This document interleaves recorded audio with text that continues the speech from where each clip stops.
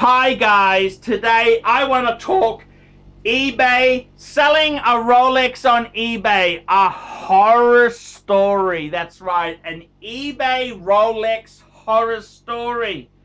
And this concerns a friend of mine. I'm going to change the names and the details to protect the guilty. So, a good friend of mine, he likes to do the Fleabay shuffle. He likes to buy a few pieces. And I gotta tell you, there's some people on eBay who are really dishonest fuckers. My friend was looking at pre-ceramic subs and GMT Rolexes. These are Rolexes, highly collectible, pre-ceramic. So they got the aluminum bezel and sapphire glass. You know, they're a nice they're a classic Rolex watch.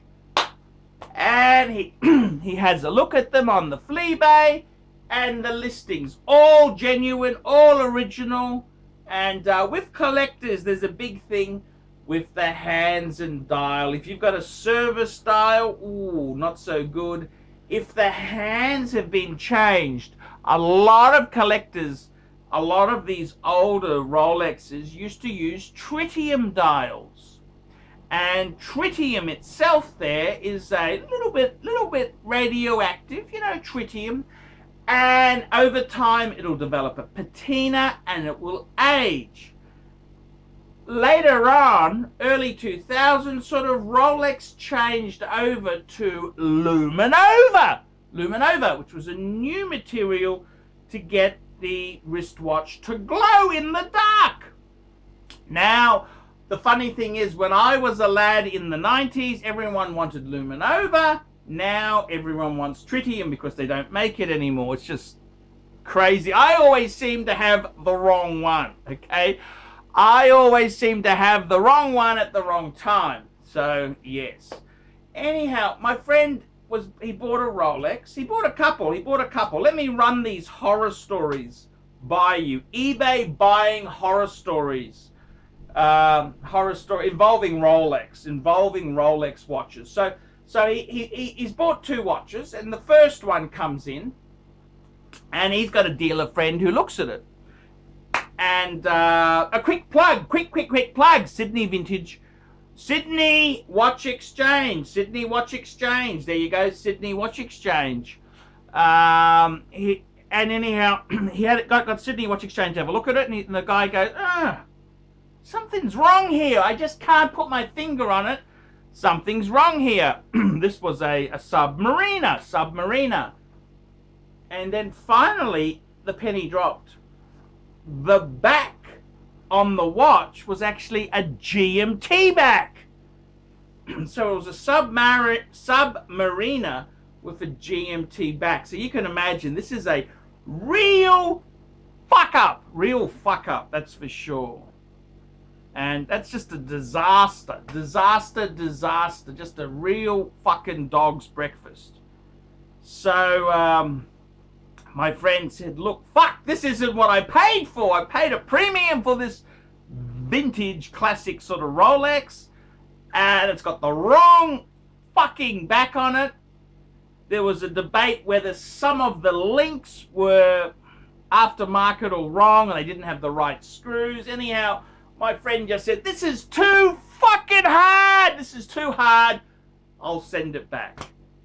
So he sent it back, and that was that deal there. So, you know, when you get these, if you buy a vintage or a classic Rolex on eBay, you gotta get it checked quickly. It's always a good idea to have a dealer up your hand, even if you pay them $100 or $200 just to check it. You gotta get it fucking, you want to know that everything's okay.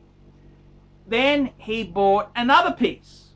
It was a Rolex Submariner. I don't want to name too much because the fucker who did this could be a fan of the channel, and you know, I don't really want to. This guy's a real nasty fucker.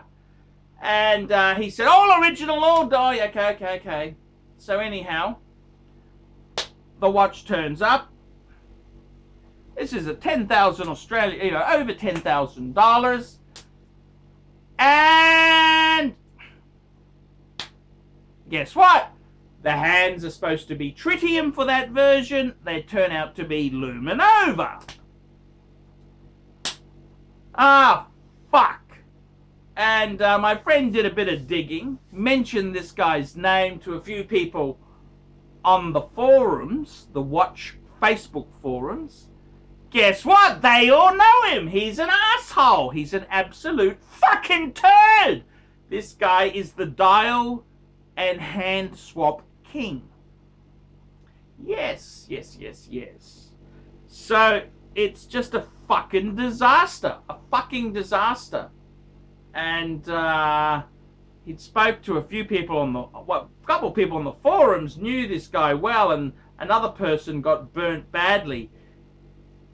Apparently, this guy had also, as well as selling on eBay, he buys on eBay. He bought a watch on eBay, and then he tried to sell it, couldn't sell it, and then put a return in because it's not moving, which is completely unethical and wrong.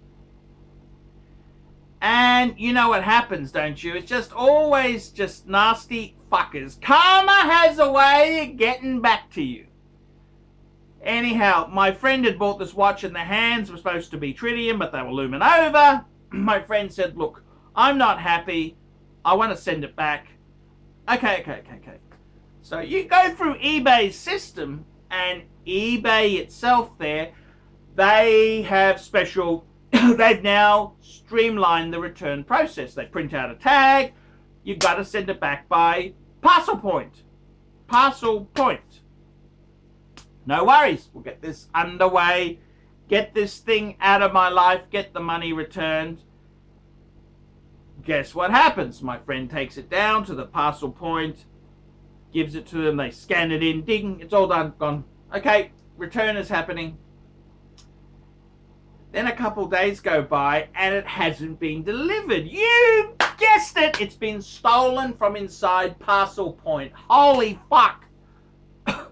Holy fuckaroonies. Pinched us. And it's an absolute disaster. So eBay has requested it goes back by parcel point. And it gets swiped. Pinched.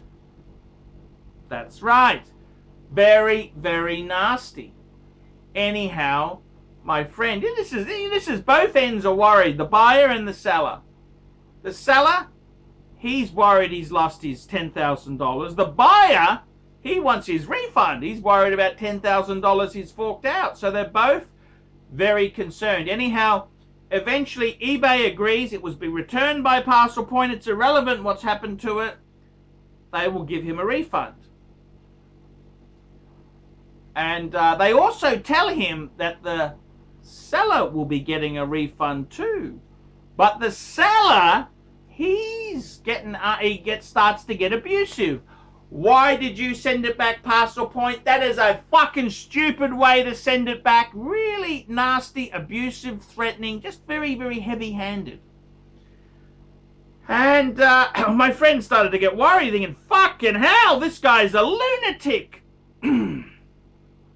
And it's a very, very tricky, nasty neck of the woods. What do you do? What do you do indeed? So my friend there, he kind of said, look, this is fucking way out of my pay packet, way out of my pay band. I just want my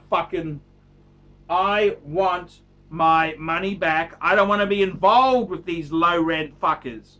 Now the question is the seller double dipping, saying, hey, the seller might get a refund, but he hits up the guy who bought it, make him feel bad and say, hey, you chip in a couple grand. Who knows?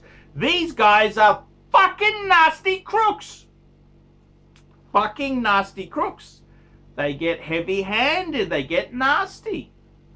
And the only ironic justice is in this whole case is the guy who sold it, he got booted off the forums for being a fucking jerk.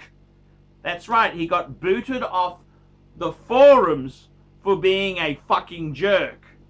And yeah, that's kind of how it goes there. But eBay itself there, man, eBay's good for $100, $200 items, but for expensive things, it's not